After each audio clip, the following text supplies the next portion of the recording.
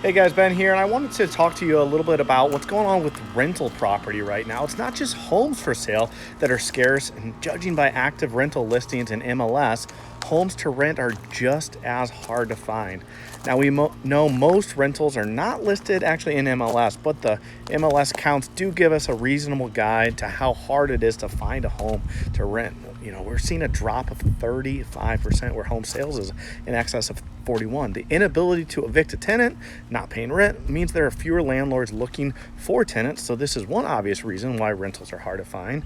You'd expect such a shortage of supply in the face of strong demand to result in a healthy increase of rents, or an unhealthy if you're perspective of a tenant.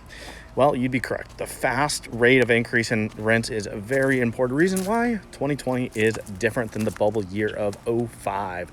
Rents did not increase at all between 2000 and 2005. In fact, they went down on a per square foot basis, down to 65 cents, just as the purchase market reached its extreme. So when home prices go up very fast, rents go down. This is a strong signal that you're in a real estate bubble. Houses are being purchased that no one wants to live in. They're merely being bought for speculation. This was rampant in '04, '05, and a sign of an unhealthy situation which ended in disaster. So pay attention to that.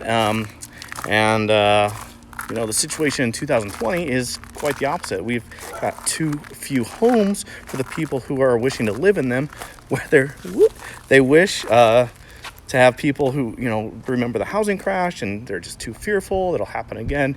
Even though this is the most unlikely, the present circumstance, but people still need homes to live in. The pandemic would need to have a much higher mortality rate for it to impact the overall demand for homes. I hope that doesn't happen.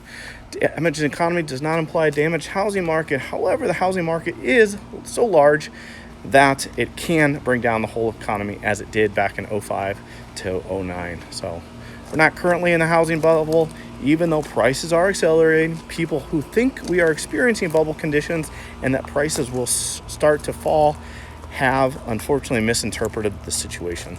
So hopefully you stayed with me as I kind of just took a walk around the backyard about what's going on specifically with the rental market. If you have any questions about that, let me know, and any real estate questions in general, I'm here for you. Take care.